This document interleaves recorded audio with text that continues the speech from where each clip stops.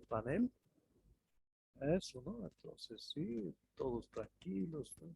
Demostrando que están aprendiendo, por favor, ¿no? Y así. Bien.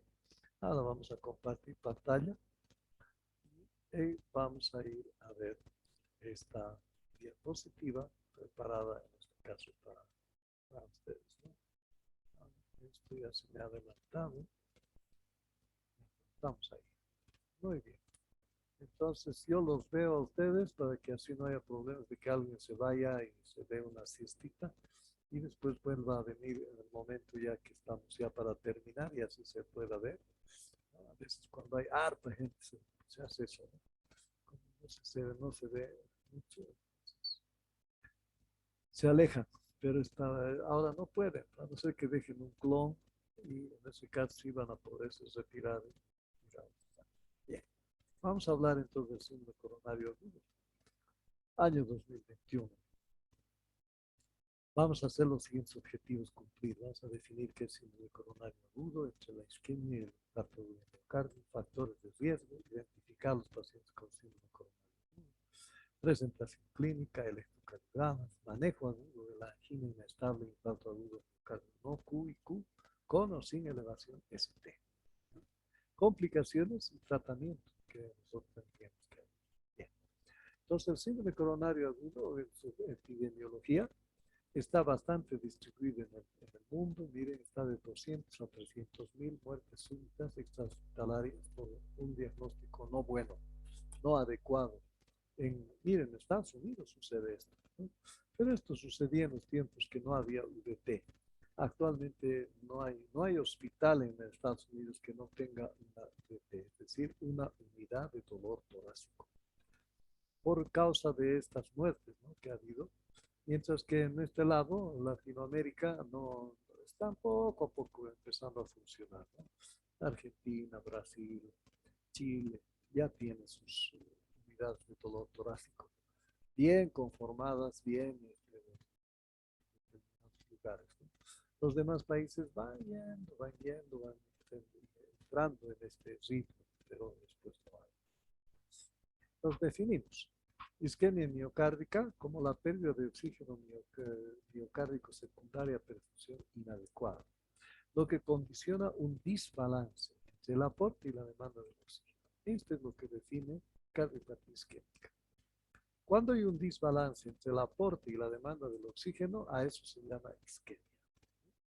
Lógicamente, esa isquemia tiene que ser definida desde el punto de vista de una lesión coronaria, ¿no?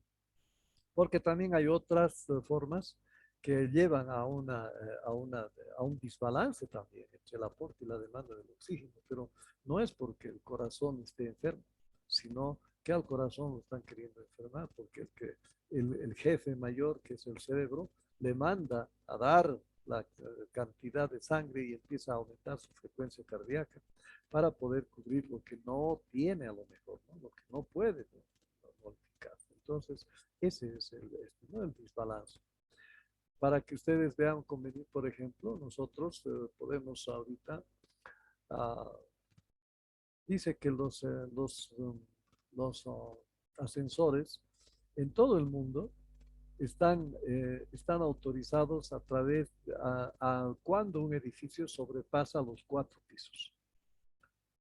Un edificio de 5 pisos ya tiene que tener su ascensor. Peor uno de 200 pisos, ¿no? Peor. Pero el tope es 4 pisos, ¿no? Edificios que se construyan de 4 pisos no tienen necesidad de ascensor. ¿Por qué razón? Las razones de que no hay un desbalance entre el aporte y la demanda de oxígeno en todas las personas normales que no tengan ningún problema en subir a paso fuerte 4 pisos, las gradas de 4 pisos. Es decir, es más, si una persona sube así, realmente es eficiente su sistema. ¿Qué pasa? Empieza a subir y lógicamente empieza a demandar oxígeno a los músculos, porque necesitan oxígeno para hacer ese esfuerzo. Y seguimos haciendo el esfuerzo y siguen pidiendo, demandan más oxígeno. ¿A quién le van a pedir? Pues le piden al cerebro, a través de las vías que ya saben ustedes, ¿no? llega al cerebro la necesidad y él lo único que hace es lanzar su varita y decir, corazón, por favor, ¡pum! Y le manda ¿no? Una adrenalina, una droga que sea, que esté en el simpático, y el simpático logra llegar al corazón, y el corazón de 60 que estaba ya empieza a 80, ya empieza a 100, ya empieza a 120, ya empieza a 130, 140, para poder, para que la demanda de oxígeno pueda aportarse, ese aporte, ¿no? Si no hay nada de peligro, lo logra. Ese corazón lo logra porque finalmente eso no va a ser todo el día. Llegó al tercer piso, ya va a descansar porque ya llegó a su lugar que tenía que ser y lógicamente ya no va a haber esa presión del cerebro y el corazón va a volver a latir dentro de los niveles normales. Entonces, pero en ese momento de necesidad, de aporte, por la demanda, cumplió el corazón sano. Ahora, diferentes de que sea ya un corazón delicado, ¿no? Enfermo. Póngase al caso de que pueda ser una estenosis aórtica y lógicamente eso no le va a llevar mayor sangre al sistema muscular porque hay una estenosis que no está impidiendo la salida de la sangre del corazón. Y eso puede llevar a por situaciones extremas, ¿no? O hacer un infarto ese corazón, ¿no? O como no le llega sangre y a quien le tiene que llegar sí o sí es al cerebro, entonces lógicamente cae en síncope el paciente. Entonces, lógicamente, eso termina ahí la historia porque el síncope va a llevar nuevamente a que la sangre se regularice. Y ya no hay ese esfuerzo que estaba haciendo esa persona, por tanto, bueno, si la persona se da cuenta, irá al médico para que le diagnostique estenosis aórtica. Y si no, entonces en algún momento va a tener que ir y alguien le va a tener que decir que tiene un problema en la aorta, ¿no? Y así. Ahora también puede ser otro tipo que el aporte esté mal, ¿no? Por ejemplo, anemia. Una persona que está bien del corazón, pero lamentablemente está anémico, está perdiendo sangre, puede tener parasitosis, enfermedad propia de la sangre, etcétera, etcétera. Pero no hay la cantidad de sangre necesaria. Entonces el corazón empieza a bombear 120, 140, 160, pero no hay sangre que llevar. Entonces lleva agua, lleva líquido simplemente, ¿no? Entonces, lógicamente, no le llega el aporte necesario. Y eso también puede claudicar el paciente, ¿no? Ya con dolores musculares, porque no va a poder ya hacer su trabajo, ese músculo, y se va a agotar, ¿no? Entonces cae también el paciente, pero en este caso, vean, ¿no? La demanda está obligada, pero no hay el aporte, pero no es por culpa de la bomba, ¿no? Sino es por culpa de que hay algo que está impidiendo ya también que haya buena cantidad de hemoglobina en la sangre. Como ven ustedes, eso es la isquemia miocárdica, mientras que el infarto ya ocurre cuando hay una disminución brusca al flujo sanguíneo coronario, ¿no? Secundario a una oclusión arterial trombótica, lo que conduce a necrosis del tejido miocárdico por isquemia prolongada y produce onda Q versus no onda Q, ¿no? Como en el caso que han presentado la última que hemos visto aquí de Ryan. Entonces, el proceso patológico de la aterosclerosis, se forma una placa, se forma la fisura, se fisura la placa y se hace ruptura, por eso empieza a formarse trombo. El trombo puede estar incorporado ya al ateroma o volar, vuela por un embolismo, o va a ocluir completamente la luz de la arteria y no deja pasar sangre, ¿no? O se estabiliza, para convertirse en una isquemia crónica. Entonces son tres caminos que se puedan dar. Inmediatamente nosotros tenemos que actuar. Si es embolismo, aquí tiene que entrar reperfusión. Ya entienden por qué tiene que ser directo la reperfusión, porque el ST está supradesnivelado, ¿no? Está supradesnivelado y eso lleva a que tiene que haber reperfusión. Entonces tiene que reperfundirse, ¿no? Este otro lo mismo, porque está ocluyéndose. Se ocluye y lógicamente ahora hay que perforar esto, ¿no? Con lo que tenemos. Incluso hasta la heparina podemos utilizar, aunque es pobre su actividad en las arterias. mucho más importantes en las venas. En las venas se canaliza. En el tratamiento para que tromboembolismo pulmonar ayuda mucho la heparina, mucho, pero en este caso no. No. Tenemos que utilizar streptokinasa, que es la que tenemos aquí en Bolivia, está a nuestro alcance, pero tiene mucho problema de sangrado y puede sangrar en el cerebro. Le salvamos del infarto, pero le hacemos un accidente vascular cerebral. Entonces, por esa razón han empezado a aparecer otro tipo de antitrombóticos, ¿no? Y que lamentablemente no hay en La Paz. Por el hecho de que parece que aquí no hay mucho infarto. A pesar de que está aumentando, poco a poco los colegas empiezan a presentar más casos en las reuniones de cardiología, ¿sí? Pero aún así son pocos, ¿no? En Santa Cruz ya hay mucho más importante. Pues allá inclusive ya hay UDTs, unidad de dolor torácico. Entonces, vean ustedes la diferencia, ¿no? Que puede verse. Entonces, hay también quienes entonces aumentan la demanda de oxígeno. Estas pueden ser cardíacas y no cardíacas. Las no cardíacas, por ejemplo, la hipertermia. Temperatura, lo único que hace la célula es pedir auxilio, refrigeración. Piden que se airee, en cierta manera, ¿no? Porque si van a cocinar las células y eso es desnaturalización de las proteínas. Cuando se desnaturaliza ya todo termina. Entonces, para evitar eso, inmediatamente mandan solicitud de socorro nuevamente al cerebro y el cerebro ordena que empiece a latir más fuerte el corazón para que pueda de esa manera salir y sacarla por la velocidad de la sangre. Empieza a salir ¿no? Empieza a salir el calor. Entonces, por eso tenemos nosotros la piel caliente, la taquicardia a nivel de precordio, ¿no? ¿Y por qué? Porque está llevando la sangre más que nada a la periferia y es la piel. En este momento en la piel está cantidad mucha más importante de sangre que en ningún otro lugar. ¿Para qué? Para de ahí evaporar o para que salga, se pierda la calor que está presentándose en el interior del organismo. Hasta que alguien venga y le ayude con antitérmicos. Entonces, esa es la posibilidad de esto. El hipertiroidismo, lo propio, ¿no? Hace que el corazón trabaje más rápido. Y si trabaja más rápido, ya también puede llevar a taquicardias, paroxísticas, supraventricular o ventriculares, que van a ver que también eso es otra forma de aumento de la demanda de oxígeno. La toxicidad simpático-mimética que causa la cocaína, la hipertensión, la ansiedad y la fístula arteriovenosa. También en cardíaco podemos ver quiénes aumentan más la demanda, es la cardiomiopatía hipertrófica, por lógica, ¿no? Está hipertrofiado el ventrículo y necesita más oxígeno. La estenosis aórtica, por supuesto, la cardiopatía dilatada, la taquicardia, sea esta ventricular o supraventricular. Por el otro lado, los que disminuyen el aporte de oxígeno, tenemos también en lo no cardíaco, como la anemia, que hemos explicado hace rato, la hipoxemia, como la neumonía asmático, el EPOC, ¿no? La hipertensión pulmonar, la fibrosis pulmonar intersticial y el síndrome de apnea respiratoria. La toxicidad simpatomimética que provoca la cocaína, tanto es como que aumenta la demanda, como también disminuye el aporte de oxígeno esta cocaína.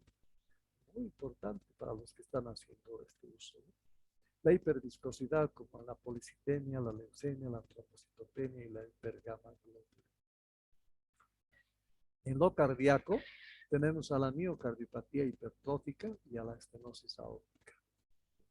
Entonces, estos son los que nosotros tenemos que controlar para ver si no está ahí la falla, ¿no? Porque si está ahí la falla, entonces no es síndrome coronario propiamente dicho, sino hay que arreglar esto primero y lógicamente todo va a ir bandito. No hay necesidad de hacer nada más, ¿no? Lo que se debe saber es que los síndromes coronarios agudos se agrupa la angina inestable, el infarto no Q y el infarto Q. Entonces eso le decía ¿no? a Malí que me pueda definir qué tipo es ese síndrome coronario que tenía en su electro.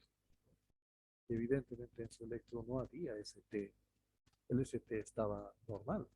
Había fibrilación auricular y había también inversión de la onda T, pero no había, ¿no? Entonces eso ya viene a ser una angina inestable, porque esa es la que no tiene ST, esa es la que no tiene ST, y puede estar en curso a un infarto agudo de miocardio no Q, ¿no? Porque el otro, cuando hay supradesnivel, ya no es angina inestable, eso es propiamente infarto, pero lleva a infarto Q. Bien. Se debe diferenciar entre los que tienen elevación del ST y los que no lo tienen. La elevación del ST evoluciona habitualmente a onda Q. Ahí está, ¿ven? La elevación. Pero estos pacientes también son candidatos a reperfusión y revascularización urgente. Urgente también tiene que ser llevado, ¿no? La angina inestable o el infarto de agudo de miocardio no Q se agrupan como síndromes coronarios inestables, sin elevación de ST y se manejan médicamente, excepto los de alto riesgo. Los factores de riesgo, ¿no? Edad mayor a 45 en el hombre, menor mayor a 55 en la mujer, sexo, varón o mujer, posmenopáusica sin terapia estrogénica, hipertensión, diabetes mellitus, hipercolesterolemia, hipertrigliceridemia, fumador, historia familiar de aterosclerosis. Mujer tiene que ser menor a 65 y el varón menor a 55 años. ¿Qué quiere decir? Que mi papá haya fallecido a los 45 años por infarto agudo de miocardio. Esto es un gran factor de riesgo para mí. Pero si mi papá ha muerto de infarto agudo de miocardio, pero a los 70 años, no es un factor de riesgo para mí. Eso quiere decir esto, ¿ya? Historia personal de un AVC, que puede estar también por ahí, ¿no? Continuamos: hipertrofia ventricular izquierda, abuso de cocaína y alcohol, obesidad, sedentarismo, contraceptivos orales, elevación de la homocisteína, fibrinógeno, elevación de la proteína C reactiva y la elevación de la, lipoproteína A, ¿no? Entonces son estos los factores de riesgo para poder llegar a un infarto agudo de miocardio. ¿Tienen preguntas? Seguimos entonces. Ahora vamos a hablar de la angina inestable. Cuando se presenta un cambio en el tipo de angina, ejemplo, nuevo tipo de aparición, angina que aumenta intensidad, duración o frecuencia, o angina de reposo como primera presentación. ¿Por qué no la angina estable estamos hablando? Porque la angina inestable es la más inocua. ¿Por qué? Porque la primera vez te va a hacer asustar. Empiezas a correr para encontrar, digamos, el minibús, y resulta de que en medio trayecto, ya estás recorriendo media cuadra, pero es una cuadra lo que tienes que correr, pero en media cuadra te empieza a doler el pecho. Entonces lo que haces es rápidamente detenerte. Te detienes y el dolor empieza a bajar. Entonces ya has aprendido. Nunca más vas a correr. Y si alguien te quiere hacer correr, le dices: mire, me parece que tengo algo en el corazón porque me duele cuando corre. Y lo explicas, ¿no? De esa manera te cuidas, ¿ya? ¿No? Inclusive hasta ya vas a empezar, ahora que es tiempo de la cibernética, ¿no? Entonces vas a ir a ver por qué ha sido ese dolor, vas a encontrar que puede ser un infarto de miocardio, vas a ver qué cosas te pueden llevar al infarto de miocardio. Estoy gordo, entonces vas a tener que bajar de peso. Mira, había estado comiendo mucha grasa, entonces vas a dejar de comer grasa. Es decir, hasta tú mismo te vas a hacer tu tratamiento dietético, ¿no? Todavía sin pensar de ir al médico para que te dé alguna droga, ¿no? Entonces, de esa manera, la angina estable no tiene ningún problema, ¿no? Está así. Porque mire, es de aparición nueva. Esto no está en relación con el esfuerzo. ¿No está? Dice, angina que empieza a aumentar de intensidad. Hoy día es un poquito, mañana es otro poquito, pasado es más fuertecito. Y dentro de una semana es más fuerte todavía cuando te da la angina, ¿no?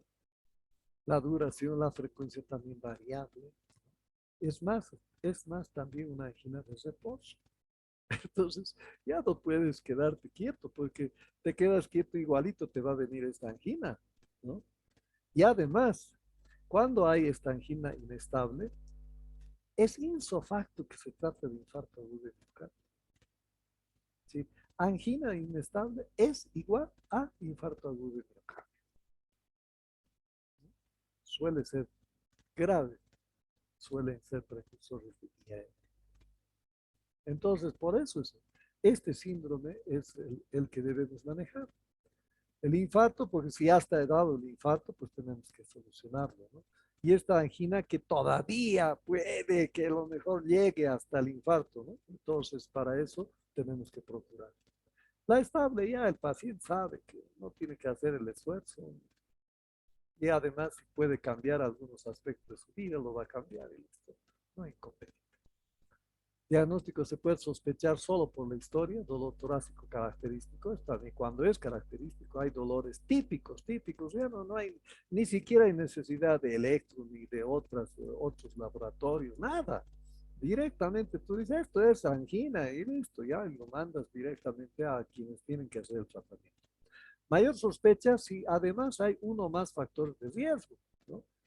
Qué sé yo, es gordito, o es diabético, o es fumador, o es bebedor, o está haciendo uso de cocaína, lógicamente, más el dolor de la historia clínica, es fija que debe estar haciendo una cardiopatía isquémica. Además, al examen físico vemos que es un paciente ansioso con disconfort, hipertensión, taquicardia. Movimiento disquinético del ápex del ventrículo izquierdo a la palpación precordial. Debemos palpar en sístole, pero no lo palpamos. O lo palpamos mal. Cuando está en diástole, recién lo palpamos bien, entonces medio raro, ¿no? Algo está pasando en este lado, por eso es disquinético. Presencia de ruido 4, ¿no? S4, de nueva aparición. O soplo transitorio, pero secundario a la isquemia de los miembros papilares, o los históricos, ¿no? De regurgitación. Entonces, digamos a los diagnósticos, síndrome clásico, el dolor intenso, opresivo y radiado brazo izquierdo. No hay donde perderse. Pero sí, para cuando no está así o no te explican así, ahí es el problema. Entonces, pueden aparecer otros síntomas que pueden ser parecidos a este dolor clásico. Pesadez o quemazón en el pecho, por ejemplo. Ojo, mucho ojo. A veces pensamos, ah, no, entonces eso es gastritis. Y evidentemente hay que hacer diagnóstico diferencial con gastritis. Irradiación al maxilar, cuello, hombro, espalda, brazos, ¿no? Incluso he visto yo casos en el cual el paciente dice que se le iba al brazo derecho del dolor. O sea, demasiado atípico. Pero después el electro, infarto, los laboratorios, infarto. Entonces ya no hay dónde perderse, ¿no? No hay que decir, no, pero es que no es a la izquierda, no, eso no tiene que ser, eso es, como decíamos y decimos siempre, ¿no? En medicina, 2 más 2 es 5 y llevo 3. Entonces, pues, tenemos que pensar en estas cosas. Náuseas, vómitos, sudoración, disnea. Y un otro dato más para el síndrome neurovegetativo. La piloerección, ¿no? que debe ocurrir en los pacientes con infarto, porque hay una, el paciente está presintiendo que va a morir. Entonces a eso se le provoca eso, ¿no? El miedo atroz que le está viniendo porque piensa que ya está para morirse. Y muchas veces si no se hace nada, lógicamente pasa eso, ¿no? Entonces, ese es el otro síntoma más importante. Pero pueden ser síntomas, pueden ser leves o insidiosos. Entonces, estamos nosotros en mucha preocupación de poder conseguir el diagnóstico. Al examen físico, taquicardia, bradicardia, extrasístoles, S3, S4, soplo de regurgitación mitral, crepitantes, pero ya hay edema de pulmón, hipertensión o hipotensión, palidez, disconfort. El paciente no puede estar tranquilo, quiere caminar, quiere sentarse, quiere echarse, se levanta, esa es fija que está haciendo un infarto. El electrocardiograma, los electrocardiogramas realizados en ausencia de tumor en pacientes con angina y sin historia de IAM son normales en el 50% de los casos. Quiere decir que el otro 50% sí vamos a encontrar alteración, pero a lo mejor encontramos este 50% y decimos, no, no había sido infarto. Entonces, mucho ojo con esto, ¿no? Es más rentable realizar el electro en momentos del dolor.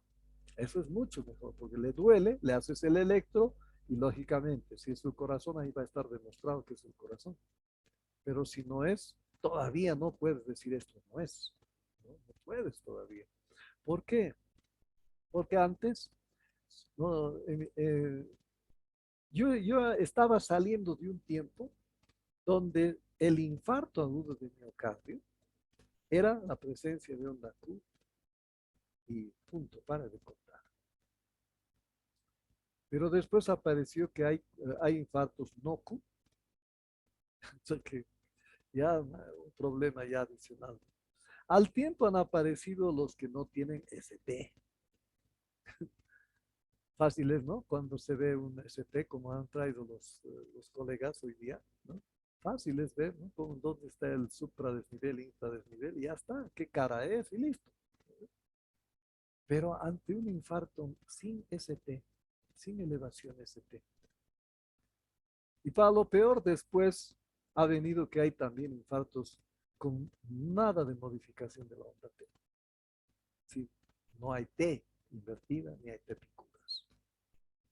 Entonces, pues con eso, el electrocardiograma sí es todavía es un método de diagnóstico importante, pero todavía lo tenemos que tener con cuidado cuando no haya nada.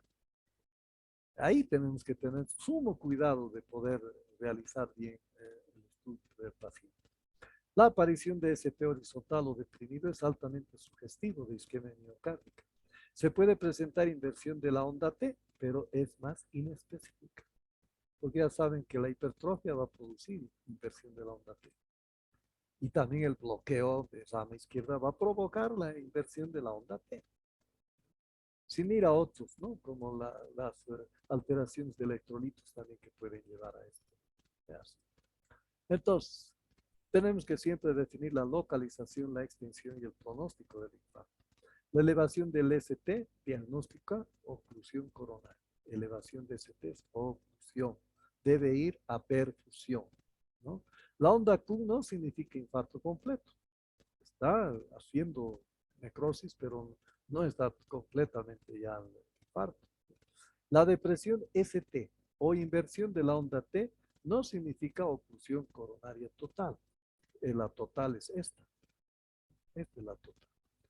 Elevación del ST en B4, R, B4, es decir, lado derecho B4, es infarto agudo de miocardio en ventrículo derecho. No, esto no es la B4 al lado izquierdo, donde normalmente nosotros hacemos, sino por alguna razón se le pide que se haga una toma del lado derecho del B4 y ahí va a aparecer el infarto y eso es ventrículo derecho.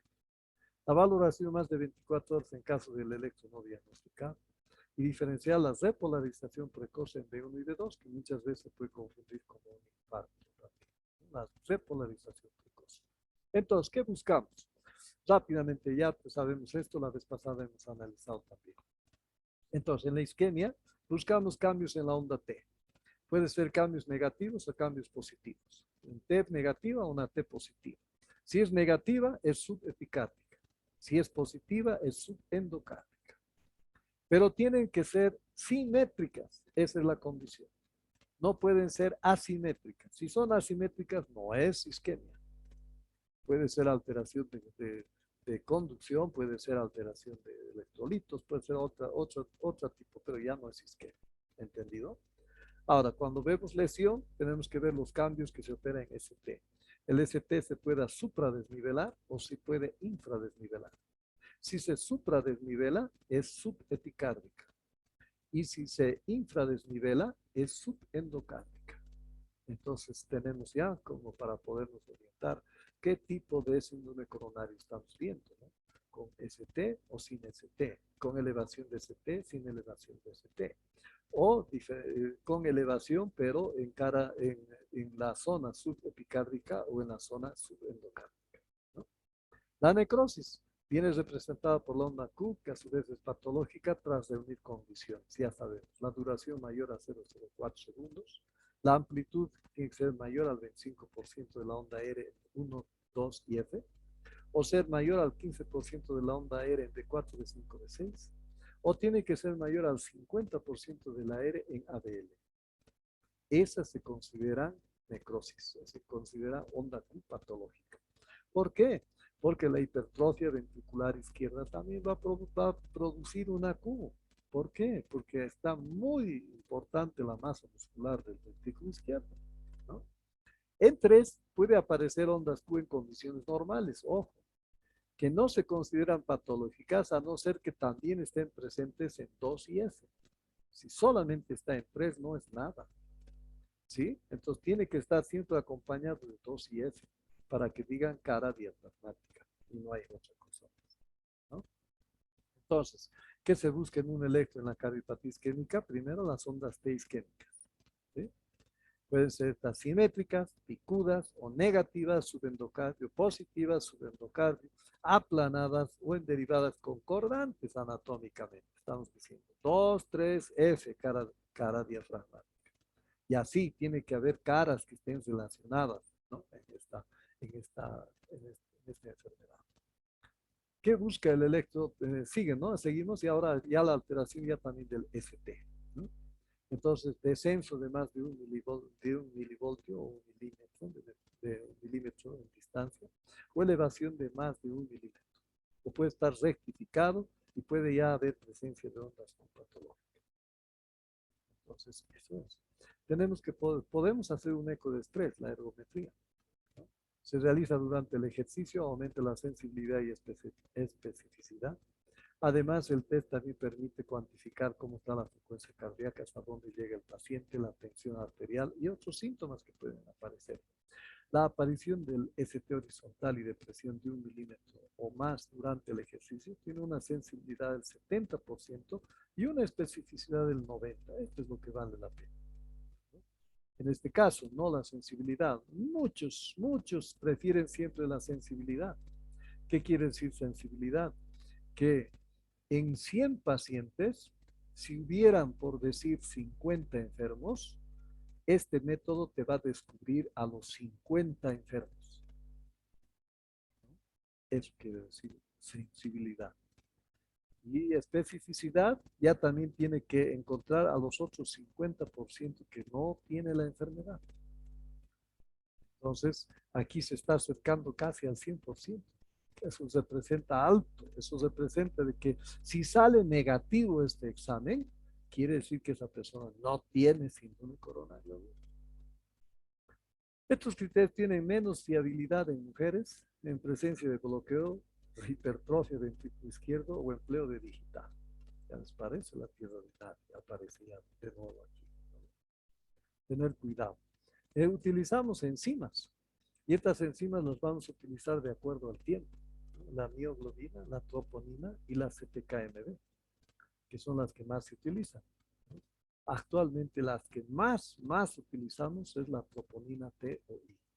En este medio está la T, mucho más.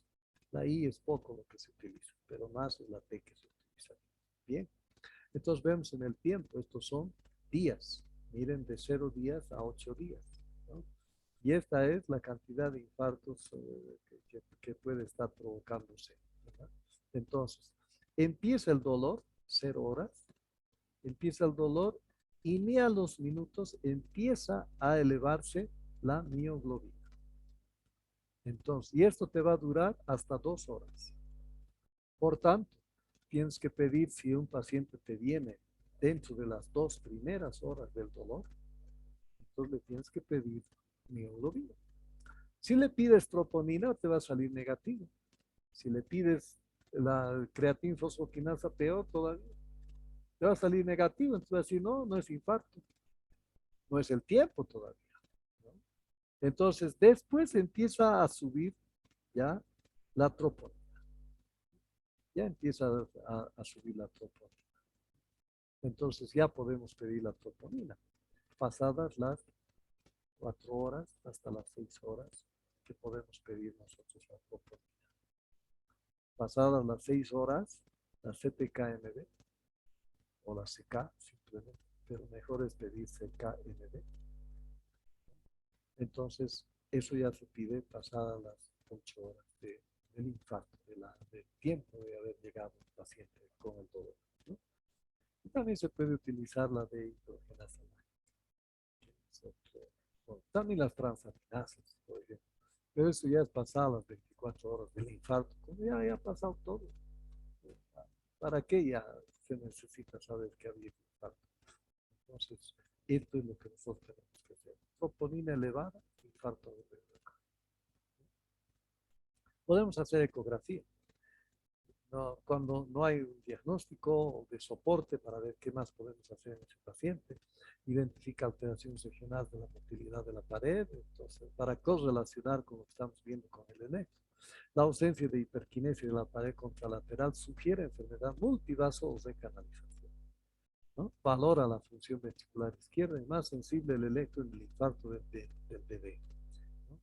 Más sensible que el electrocardiograma en bebé, lógico, ¿no? Porque el bebé necesita un derecho de 4, que no lo vamos a hacer a no ser que tengamos ese tino, creamos que hay también infarto de ventrículo derecho, entonces le pedimos eso, por favor, házmelo, lógico, ¿no? Pero si no, no se pide, entonces no hay, pero hay posibilidad de utilizar la eco para poder llegar al diagnóstico.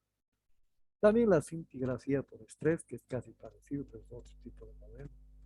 Y lo interesante el diagnóstico diferencial que debemos hacer. Cuando estamos frente a una enfermedad cardíaca isquémica, esto es la angina, o una estenosis aórtica, o la cardiomiopatía hipertrófica. Son tres isquémicas, mucho, tres isquémicas que tenemos que definir cuál de estas tres es.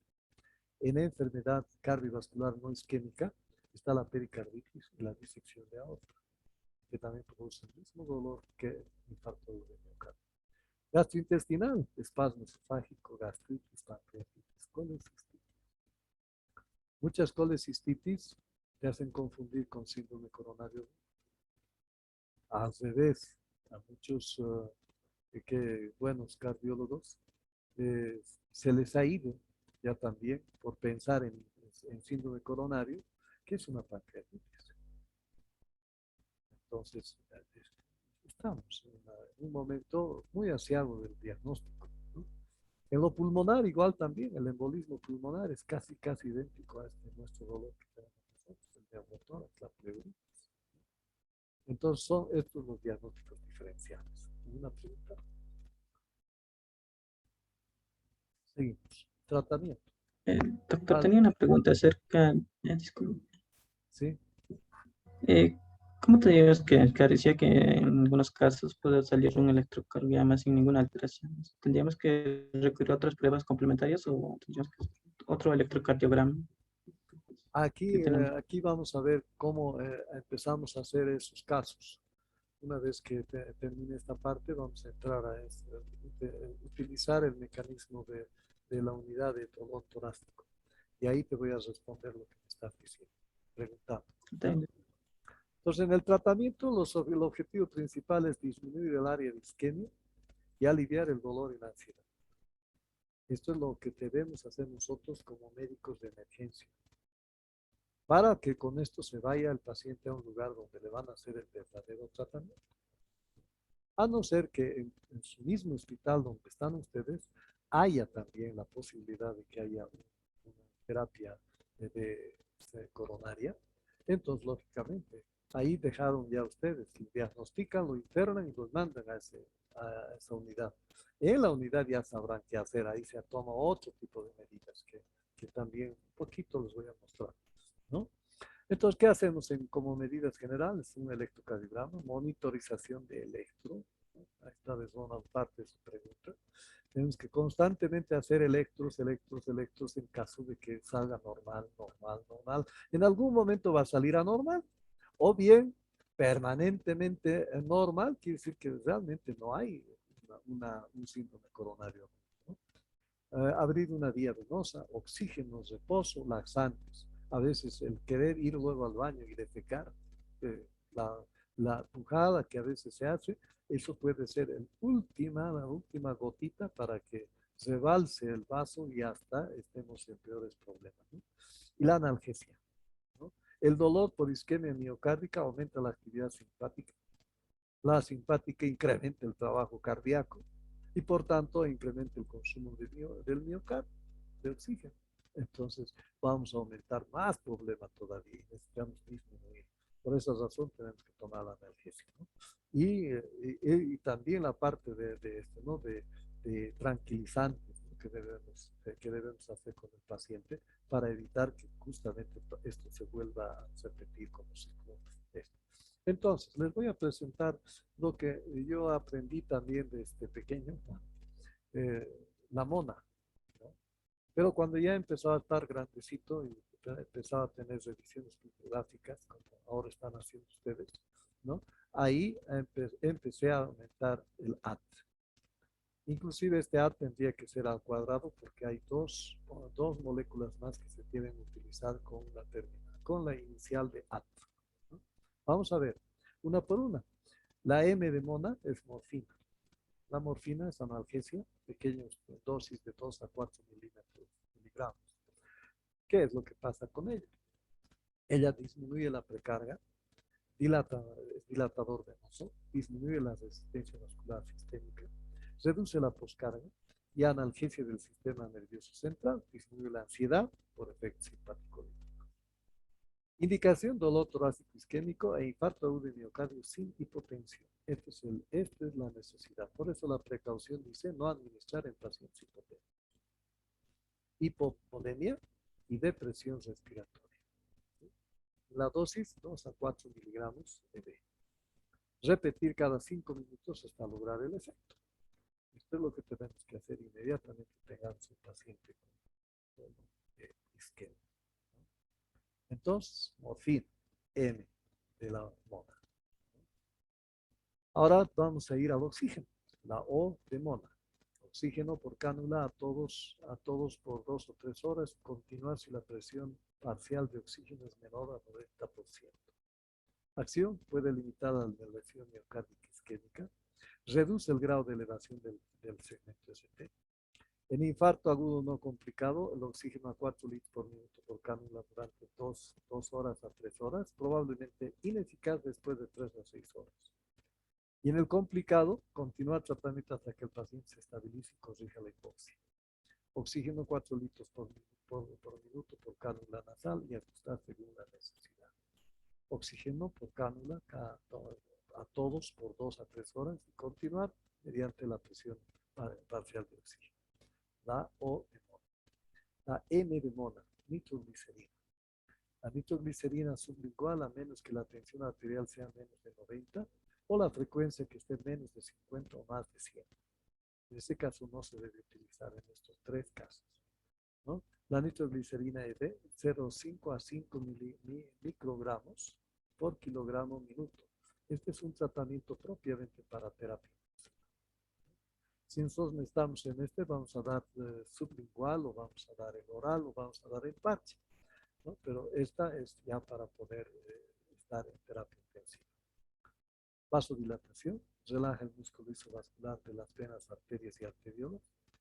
Antianginoso inicial, que sí se sospecha de dolor isquémico, inclusive hasta diagnóstico diferencial se puede hacer, ¿no? Durante las primeras 24-48 horas del paciente con infarto de miocardio e insuficiencia cardíaca o infarto extenso de la pared anterior, isquemia persistente o recurrente o hipertensión.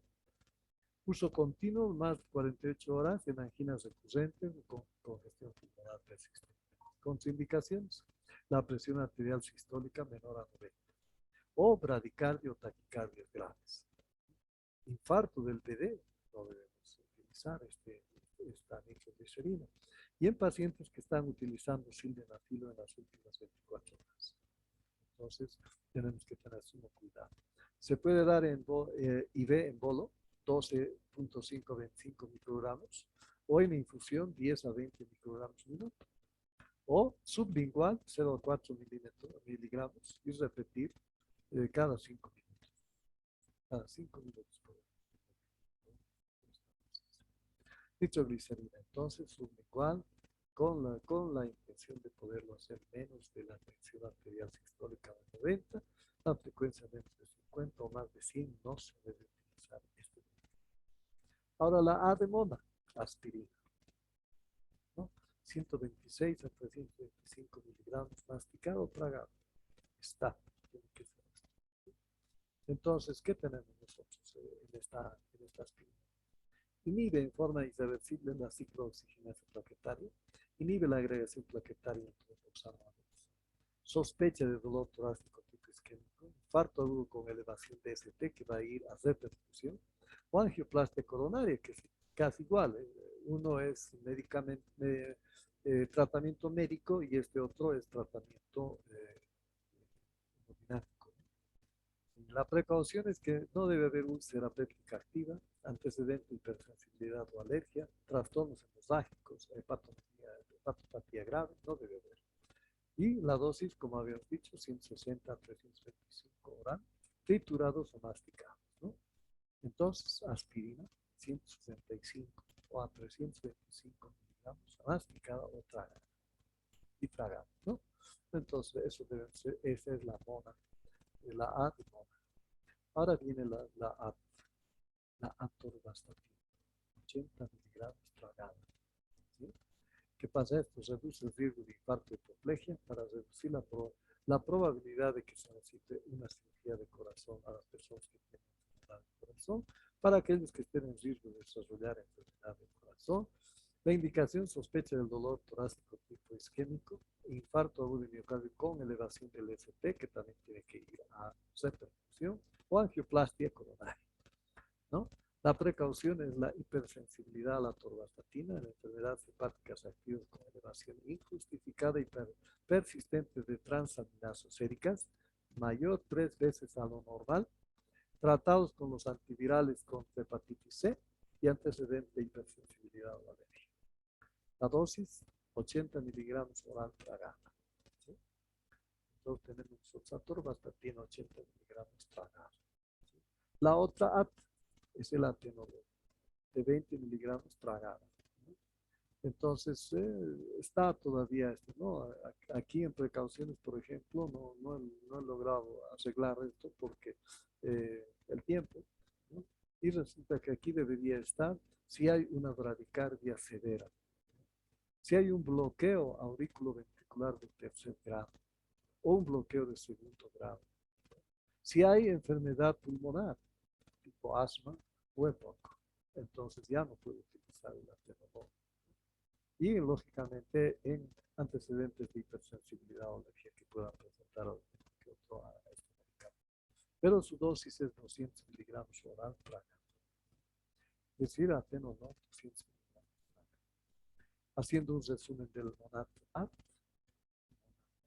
que esta vez ya es así, no es solamente mona. Tenemos la morfina, analgesia en pequeñas dosis, oxígeno por cánula, nitroglicerina sublingual, a menos que tenga estas contraindicaciones. La aspirina, masticada y tragada, pero evitando de que haya problemas activos de sangrado en el estómago. La atorvastatina, que no tenga problemas hepáticos, principalmente, para que pueda tener 80 miligramos tragado, es una alta dosis. Y el atenolol, 200 miligramos tragado también. Como un resumen del Monat. Entonces, tenemos ahora las unidades del dolor, unidad del dolor torácico, que decíamos eso con la pregunta que hacía Ronald, ¿no? Entonces, miren ustedes, viene un paciente con síntomas compatibles con la enfermedad coronaria, mira, apretándose, en gas está agarrando, eso es típico de una angina, inclusive a lo mejor es angina estable. Pues no va a haber problemas, pero cuando ya hay problemas de diagnóstico, entonces esto va a suceder. Esta persona llega a esta urgencia, en esta urgencia le van a hacer, y por supuesto que van a estar uno de ustedes, espero que esté bien preparado para que pueda ayudar a estos pacientes, porque ustedes van a hacer la anamnesis, ustedes van a hacer la exploración física, van a pedir un electro, una radiografía y el tratamiento inicial que estamos haciendo con el Monat, ¿sí? Y un examen analítico, ¿no? Pero de lo más importante, inmediatamente troponina, ¿no? Después, de acuerdo al tiempo. Si son menos de 2 horas, la mioglobina. Si ya son pasadas las 2 horas hasta las 4, la troponina T. Pasadas las 6 horas ya puedo pedir inclusive la troponina T y también la CPKMB, ¿no? Entonces ya dependerá de eso, ¿no? Pero además tengo que saber, conocerlo a este paciente inmediatamente. ¿Será diabético? Le pediré glucosa. ¿Cómo estará su riñón? Le pediré función renal, por lo menos su creatinina. Tengo que utilizar grandes dosis de la atorvastatina. Parece que no tiene problemas, pero debo cerciorarme, entonces debo ver cómo están sus transaminasas, ¿no? Si está 3 veces elevada a lo normal, entonces, ojo, la paro y busco otro medicamento que me pueda ayudar, ¿no? Y así, ¿no? Hacer el examen de aquellas enfermedades que más, buscar anemia, por ejemplo, ¿no? Entonces, si hay la posibilidad de infección, la infección urinaria es la que más siempre va a estar metida por ahí. Además, si es de la tercera edad, entonces le pido también su examen general de orina. Con eso estoy cumpliendo los parámetros. Con eso voy a yo a hacer lo siguiente. Voy a descartar el síndrome cardíaco, el síndrome coronario agudo, y lo voy a dar alta de la unidad y le voy a llevar a otros estudios. Por ejemplo, pienso que estoy sospechando de que es una gastritis. Entonces le mandaré a gastroenterología o directamente a que se mande a hacer una endoscopía para que después vuelva a la misma emergencia, ¿no? Para que de ahí ya veamos, sí, aquí está el problema, recién al gastroenterólogo, ¿no? Entonces, esa es la idea, ¿no? Descartado, pero el síndrome coronario. ¿Por qué? Por toda la clínica y por todos los exámenes que estamos realizando aquí. Bien, confirmado el síndrome coronario agudo, entonces esto se va a ver en dos partes, ¿no? Ya sabemos nosotros. Un infarto agudo de miocardio con elevación de ST, que tenemos que llevarlo inmediatamente a reperfusión, ya saben, o un síndrome coronario agudo sin elevación del ST, que es el que más peleagudo va a ser. Entonces, este tiene que estar ingresado a UCI, a unidad intermedia o a planta, ¿no? Dependiendo de qué es lo que tienes tú en el lugar donde estás trabajando. Pero también puede haber de que no se esté descartando ni se haya confirmado, ¿no? Sigue siendo dudoso. Aquí está la pregunta de Ronald. ¿Qué hago? Ya ha pasado tiempo donde la anamnesis parece que es síndrome coronario agudo, la exploración parece que es síndrome coronario agudo, pero no me ayuda el electro, no me ayuda la analítica. ¿Qué hago? ¿No? Ahora, ¿qué hago con este paciente? En otros lados, antes de que exista la UDT, estos pacientes eran dados de alta. Ya a las 2 horas volvían peor, en peores condiciones, y algunos inclusive con muerte cardíaca súbita en sus hogares. Entonces, es bastante. Allá era mucho lío, se ha hecho mucho lío. Ha habido muchos, ¿qué es la parte legal? Juicios, muchos juicios han habido. Por eso ha aparecido VT, obligados a que aparezca esta VT. Si no, no lo hacían, ¿no? Y como les digo, aquí en Bolivia, en Santa Cruz está empezando a haber una unidad de todo el departamento. Aquí todavía no hay. En Chile hay unidades IVT, también en Argentina y en Brasil existen unidades. Pero de los demás países también desconozco si realmente habrá o no habrá estas unidades, ¿no? Pero entonces estos dudosos, entonces tienen que ir a observación. Ahí es la VT. Esto es ya la VT. Donde yo tengo que vigilar, hacer vigilancia, evolucionar a mi paciente. Alguna cosa no he preguntado aquí en esta anamnesis. Recuerdo ahora. Le diré, ¿y usted consume cocaína? Por decir una cosa, ¿no? No le había preguntado aquí. Él tampoco me ha referido nada. Entonces aquí puedo. Total, si me dicen no, entonces es bueno, ¿no? Es bueno, estoy ampliando mi historia clínica y estoy quitando todos los aspectos que pueden estar implicados en este caso, ¿no? Después, nuevamente electros, ¿sí? Hasta que uno de ellos salga positivo. Y la analítica, lo mismo. Pues ya sé todo lo demás, ahora solamente voy a pedir troponina T. O si ha pasado las 6 horas, ya pediré además también la CPKMB. Entonces, con eso más voy a estar, ¿no? Y de acuerdo a eso, de nuevo, puedo descartar el síndrome coronario agudo o puedo confirmar el síndrome coronario agudo. Ahora, hay otros que todavía no se descartan ni se confirma, entonces van a ir a test cardiológicos como la ergometría. Finalmente, esto ya hemos pasado las 12 horas ya. Y aquí, sí, descartado a través de este test, descartado síndrome coronario agudo, se va de alta, realmente de alta. ¿Qué quiere decir? Que este paciente no va a volver de nuevo con el problema de infarto. Ni se va a empeorar nada. ¿Bien? O bien, va a confirmarse un síndrome coronario agudo y, lógicamente, hacemos el ingreso. ¿Bien?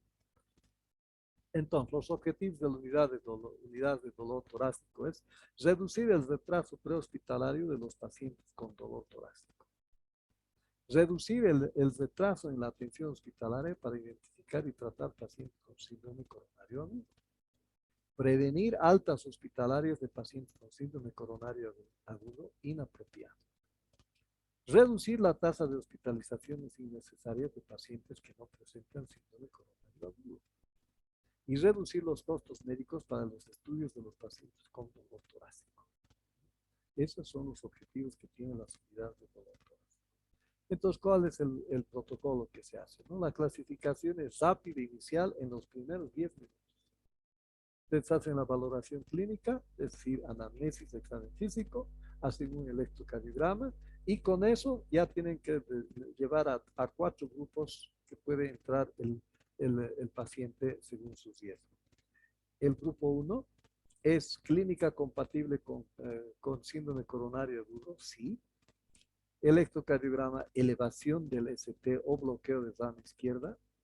Destino a tratamiento de reperfusión o unidad coronaria. No hay problema aquí, ¿no? En el grupo 2, también la clínica es compatible, sí, ¿no? El electrocardiograma ya no muestra elevación, sino descenso. ¿Sí? Entonces, esto también se va a unidad coronaria o planta porque ya estamos ante un síndrome coronario. Este es un infarto, este es un síndrome coronario, ¿no? Muy bien. El tercer grupo es el más peleagudo. ¿Por qué? Porque dice que la clínica es compatible con síndrome coronario agudo. El electrocardiograma sigue siendo normal o no es diagnóstico y por tanto su destino es la UDT, donde le van a hacer electros a repetición, seriados, cada media hora. La troponina T le harán también seriado cada media hora, ¿no? Infinidad, para poder llegar al diagnóstico. Y seguirán haciendo anamnesis, y seguirán haciendo examen físico. Algo nos hemos olvidado aquí arriba, ¿no? Entonces ahora es momento de poder investigar mejor al paciente.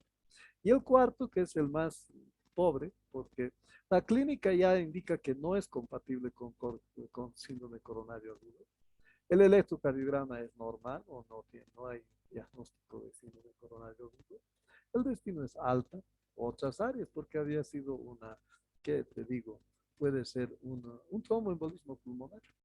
Entonces pues te lo mandas ya a cirugía de tórax para que puedan ellos hacer el tratamiento. Ya sí. Ya en el protocolo 2, donde nosotros ponemos diagnósticos dudosos, alta probabilidad, intermedia y baja probabilidad siendo diagnósticos dudosos, ¿no? Entonces, una historia clínica donde el dolor es típico, similar a la angina previa, ¿no? O historia de una enfermedad isquémica, eso es de alta probabilidad. Una exploración física con insuficiencia mitral transitoria, hipotensión, sudoración, edema agudo de pulmón, crepitantes, eso es alta probabilidad de síndrome coronario. El electro, hay desviación del ST igual a mayor a 0.5 milímetros, o inversión de la onda T, o nuevo y otro transitorio de los síntomas, entonces eso también es alta probabilidad. Y finalmente, el laboratorio. Entonces nos está mostrando una elevación de la troponina o de la CPKMB, por tanto, esto es ya una alta probabilidad. A partir de eso va bajando a la intermedia y a la probablemente baja, donde no hay lesiones que tratar. Entonces, seguimos. Entonces, en un síndrome coronario agudo en estudio dudoso, entonces observación de 6 a 24 horas en la UDT. ¿No? El electro cada 6 horas, después del dolor y antes del hambre. ¿Sí? Y laboratorio entre las 6 y las 8 horas hasta las 12 horas desde el inicio de los síntomas. ¿Sí? Con eso nosotros tenemos confirmamos un síndrome coronario, le ingresamos al paciente, o descartamos un síndrome coronario agudo y le damos alta para que vaya a otro lugar, ¿no? A atenderse. Y hay un tercer dudoso, ¿no? Sigue siendo dudoso y en quién se va a utilizar la ergometría. Ya estamos pasadas las 12 horas de dolor. Son 12 horas de dolor, que no sé, no es infarto, pues parece que no es siempre, ¿no? Pero hay posibilidades, ¿no? Entonces, si es positiva la ergometría, entonces se confirma el diagnóstico del síndrome coronario agudo, aunque todo haya salido negativo, ¿no? Esto ya es definitivo y van a ingresar. Ahora, si es negativo, entonces lógicamente se descarta el síndrome coronario agudo y se da el alta respectiva. Ahora, no es concluyente también, puede ser que no sea concluyente la ergometría. Entonces, se puede ingresar o dar el alta y para que vaya a estudiarse en cardiología para algunas otras cosas que no hemos hecho nosotros en esta. Entonces, nosotros vemos aquí cómo entra el paciente con dolor torácico, hacemos la historia clínica y hacemos también nosotros los laboratorios, principalmente el electrocardiograma.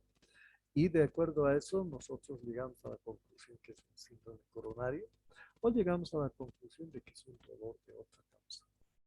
¿Sí? Bien. Ahora, este es el dolor de origen incierto, que no sabemos si es síndrome coronario agudo o es de otra causa. Entonces, este va a entrar al estudio. Entonces entra, se le hace una radiografía, troponina T, según sospecha, dímero D se puede hacer, gases en técnica de imagen, para poder descartar otra causa, ¿no? Entonces, tromboembolismo, ¿eh? Entonces, pues se lo lleva ya a otro lado, pero ya salido de este lugar que es origen incierto del dolor torácico. Estamos hablando, miren, del dolor torácico, ni siquiera precordial, dolor torácico en general. Una vez que todo esto también sale negativo para otras causas, negativo para síndrome coronario agudo, entonces se lleva al dolor de posible origen coronario. Aquí tiene que ser coronario, sí o sí, en algún momento se tiene que volver coronario, ¿no? Y esta entra al protocolo de UDT, ¿sí? En 15 primeros minutos, nuevamente un electrocardiograma. Es positivo, se ingresa. Es negativo, se espera 6 horas. Al cabo de las 6 horas, otro electrocardiograma y otra, la troponina T o MB, CPK-MB. Es positivo, se ingresa al paciente. Es negativo y se espera a las 12 horas. Las 12 horas, electro nuevamente, troponinas nuevamente, es positivo, entonces se ingresa. Es negativo, va a la prueba de esfuerzo. La prueba de esfuerzo tiene criterios de severidad, entonces interna al paciente. Ahora, es negativa de buen pronóstico, alta. Alta para consultorio de cardiología, para que a lo mejor siga estudiando, a lo mejor es otra cosa que no hemos podido encontrar nosotros, o bien se manda a otra especialidad, a otro tipo de consulta externa, ¿no? Dependiendo de lo que estamos nosotros también pensando y sospechando. Entonces, cuando no había UDT, este era el problema. Este, 3, dolor torácico no típico o con electronormal o sin diagnóstico. Este era el problema.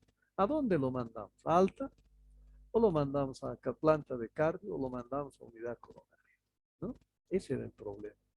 Ahora que ya tenemos UDT, o los hospitales que cuentan con UDT, y en el paciente con dolor torácico no traumático, porque si es traumático, ya se va nomás ya para otro lado, ¿sí? O síntoma indicativo de isquemia miocárdica. En menos de 10 minutos hacemos un electro más con toda la parte clínica y definimos estos 4 grupos que ya conocemos.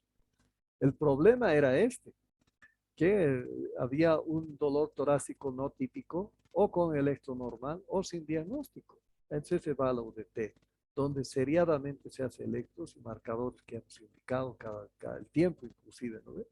Todo para poder hacer finalmente pruebas de detección de isquemia, que es la ergometría.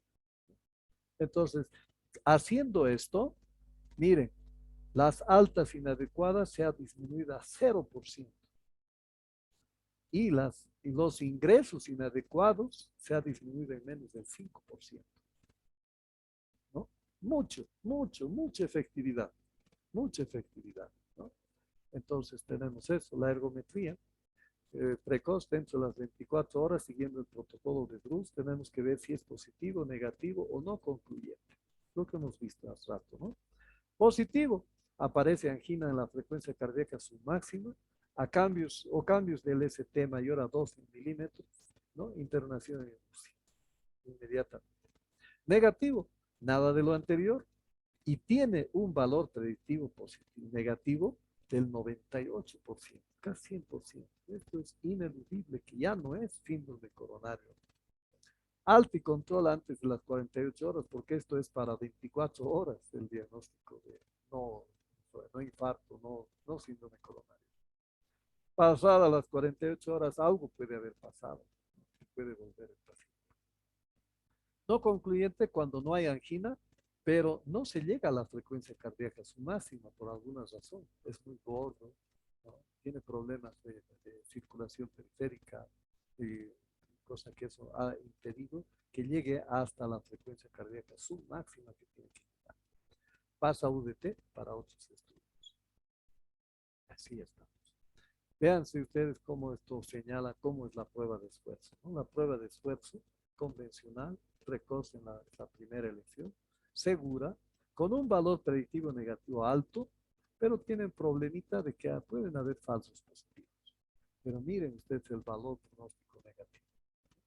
100% este autor en 1994. Lo más cercano a nosotros es el 2002, ¿no? Encuentra 99% de valor predictivo negativo. ¿Qué quiere decir? Que si este estudio dice que no hay síndrome coronario agudo, tenemos que estar nosotros plenamente seguros. ¿Sí? Entonces tenemos. Y aquí encuentran hasta un 33% de valor predictivo positivo, ¿no? Por estos falsos positivos que podrían haber. Pero es reducido en relación a su valor predictivo negativo. Y esto, bueno, es otra forma de verlo. Estamos viendo aquí 10 minutos, 30 minutos, 6 a 9 horas y 24 horas para poder finalmente dar alta a todo el que sea negativo o ingresar a todo el que sea positivo, según de acuerdo a la prueba de esfuerzo. ¿No? Objetivo final, ¿no? La anamnesis, el examen físico, el electro y la radiografía de tórax, el médico de emergencia debe plantear diagnósticos de mayor probabilidad y establecer una evaluación de gravedad potencial del paciente, solicitar los exámenes complementarios más relevantes y proponer un manejo intrahospitalario según corresponde. Ese es el objetivo final de esta clase, de la clase de síndrome coronario. Donde vayan, ustedes van a ser los primeros en trabajar en emergencia, salvo aquel que ya no quiera hacer una medicina asistencial, que quiera hacer otro tipo de medicina, se va a ir a hacer un diplomado, seguir estudiando en otra especialidad, algo, entonces ya no. Pero los que sí van a ir a trabajar primero como médicos de guardia, a pesar que ahora ya es una subespecialidad, ¿no? Es una especialidad nueva que está empezando, ha empezado en Argentina. No sé cómo estará yendo, pero están saliendo de allá emergenciólogos ahora. Entonces, pues, lógicamente eso ya reduce el trabajo para el médico general, ¿no? Porque antes todos nosotros hemos empezado como médicos de emergencia, en una clínica, en un hospital, donde sea. Médico general, cita de emergencia, ya, podíamos estar 24 horas y más tiempo ahí.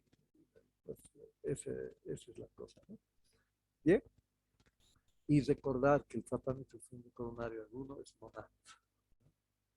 Dice morfina, oxígeno, nitroglicerina, aspirineta, STAT, estas pueden repetirse, este es STAT, atorvastatina 80 miligramos es STAT y atenolol 200 miligramos. ¿Sí?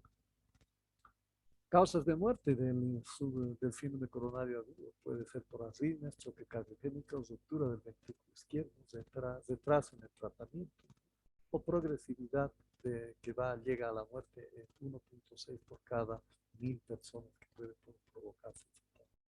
Como conclusión, la prevención y el control de los factores de riesgo. Son 270% de accidentes cardiovasculares, 160% de diabéticos por no hacer un buen uso de los factores de riesgo cardiovascular. Tabaquismo, obesidad sedentaria, hipertensión, estrés, diabetes, dislipidemia como los factores mayores. Espero que ya no haya más preguntas.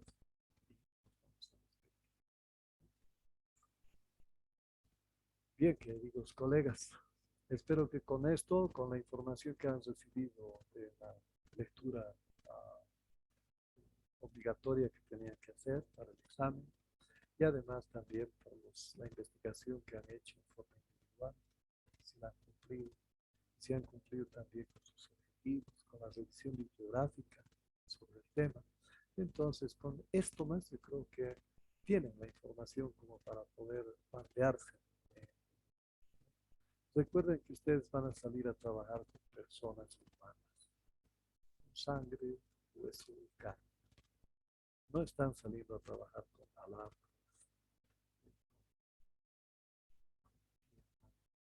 con agua. Ahí se ocurre un error. No, lo arreglamos para la próxima vez. No se hace un camino bien. Ah, eso políticamente se lo borra y se hace otro camino después. No hay problema. Aquí no has utilizado bien tus armas de diagnóstico. No has dado los medicamentos que necesariamente debes dar a los pacientes, el paciente se muere. Y a veces, cuando va a ir a una clínica donde la estás mandando tú mismo, llegue allá y allá analicen que no le has dado nada, no le has hecho nada, simplemente lo has mandado al otro lado. Entonces, lo primero que van a decir es a los pacientes, a los familiares, pero allí tenían que haber empezado el tratamiento. Listo. Éxito sería todo para el paciente, para los familiares, o para destrozarte, porque después si pasa algo con el paciente te van a llevar a un juicio, que ahora está en boga, ¿no? ¿Sí? O bien van a venir y te van a echar en cara todo que no vas a tener la cara de poder dar las cosas. Y si tienes conciencia, va a ser realmente muy duro para ti, para sobreponerte. Entonces, tengan cuidado, mantengan su conciencia serena, limpia, haciendo, pensando en que siempre tienen que hacer el bien. Lo primero que ha enseñado Hipócrates es no ser. ¿Qué quiere decir? No me permitas que dañe más a mi paciente. Ya está bien. ¿Sí? Esa es la primera enseñanza que daba Hipócrates. Y nosotros tenemos que seguir ese camino. Claro, lo que sea, estén donde estén con reyes, estén con mendigos trabajando. No sé dónde les corresponderá a cada uno de ustedes, no sé qué van a elegir cada uno de ustedes, pero ruego, ruego en las noches de que ustedes puedan estar manteniéndose firmes en sus convicciones y mantener su estado de conciencia limpio para que puedan seguir adelante y luchar, puedan tener también muy buenos éxitos, porque en este caso que hagan todas las cosas, ya también allá les van a agradecer y van a decir a los que están atendiendo, le van a decir, gracias al médico que le ha atendido, está ahorita sano. Nosotros estamos haciendo ya nuestra parte, pero si no era que ellos empezaban el tratamiento así, ahorita no la contábamos con lo que estamos haciendo. Eso es al revés de lo anterior. Después de eso van a venir, como el paciente va a venir a agradecerlos, a abrazarlos, a tratarlos con otro tipo de situación. Ya van a ser para ellos su médico. Y eso es otra cosa buena también que nosotros podemos tener. Entonces, por favor, mantengan esa línea y yo creo que les va a ir bien. Oh, ya nos hemos pasado 15 minutos. Bueno, acá nosotros.